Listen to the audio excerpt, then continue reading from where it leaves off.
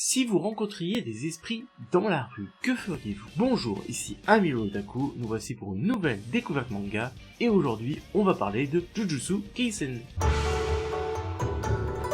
C'est un manga de type shonen et de genre dark fantasy. L'auteur est Akutami et le réalisateur est Suguho Park. Suguho Park qui a participé également à Fullmetal Alchemist Brotherhood et Fairy Tail et plein d'autres bien sûr, mais les plus importants sont ceux-là. Le manga a commencé en 2018, sachant qu'il n'est sorti en France qu'en 2020. Ils sont actuellement au tome 6 et le tome 7 sortira en février. L'anime comporte actuellement 14 épisodes, il sort tous les vendredis depuis octobre 2020. On va suivre l'histoire de Yuji Itadori. Yuji Itadori est un élève, tout ce qu'il y a de plus classique, sauf qu'il est doué en sport. Son prof d'athlétisme veut absolument qu'il fasse partie du club d'athlétisme, tout simplement. Mais lui ne le veut pas. Sauf que dans son école, il est obligé d'intégrer un club. Il choisit du coup le club de magie noire, parce qu'il ne lui demande pas d'être toujours présent et qu'il termine tôt, car il doit aller voir son grand-père à l'hôpital. Donc ça lui convient parfaitement. Jusqu'au jour où son grand-père décède. Sauf que sur son lit de mort, il lui dit de toujours faire attention à ses amis et d'utiliser sa force pour aider ses amis. Comme un peu un vœu de une dernière volonté. Malheureusement, Yuji le prend vraiment au sérieux et le soir même, Megumi fait son apparition. Megumi est un exorciste. Il est à la recherche d'une relique de classe S. Et il ressent cette présence auprès de Yuji, la présence de la relique. Il va le voir pour lui demander où est cette relique, parce qu'elle est c'est vraiment dangereux et que les personnes qui côtoient cette relique peuvent vraiment être en grand danger. Lui, il vient de perdre son grand-père, donc il est pas apte à répondre à ça. Il dit ouais, mais c'est pas moi qui l'ai. Il est au club. Sauf que ses amis du club comptent ouvrir la relique. Et Megumi dit alors que c'est vraiment pas bon. Ils vont se faire attaquer par des esprits qui sont appelés fléaux dans cet animé. Du coup, ils décident tous les deux de courir à l'école, puisque oui, ils sont pas à l'école justement. Et ils se font arrêter par un mur invisible, donc ça doit être un mur à cause des esprits. Du coup, Megumi lui dit de rester là, car c'est vraiment dangereux, et lui se dépêche d'aller combattre les fléaux, et peut-être essayer de sauver les amis de Yuji. Sauf qu'il se retrouve contre des fléaux très puissants et il commence à galérer parce que peu importe la puissance de Megumi, s'il y a trop de fléaux, ben il y a plus d'énergie, etc. Vous connaissez les bases. Et c'est là qu'entre en scène, il casse une fenêtre et il y va au point alors que Megumi, il a ses pouvoirs d'exorcisme.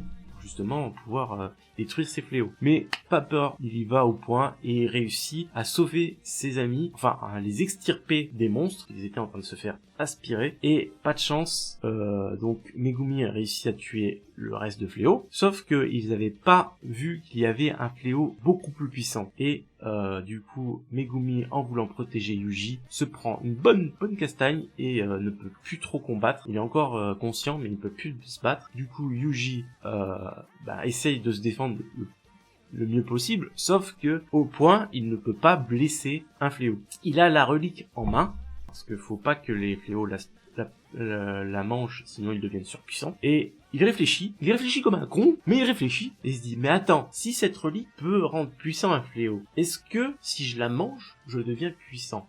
Sachant que le relique est un doigt de démon, qui penserait à manger cette relique? Eh ben Yuji, il la mange et il se transforme pas, il reste dans un corps humain, mais c'est la conscience du démon qui prend possession du corps de Yuji, terrasse le fléau surpuissant et qui est content quoi, qui dit ouais c'est bon, je vais défoncer tous les humains, je vais pouvoir manger de l'humain. Et sauf que Yuji non, Yuji se décide à se réveiller, il dit non par contre c'est mon corps là, donc c'est bon, t'as battu le fléau, tu m'as rendu service, c'est content, mais tu retournes là d'où tu viens.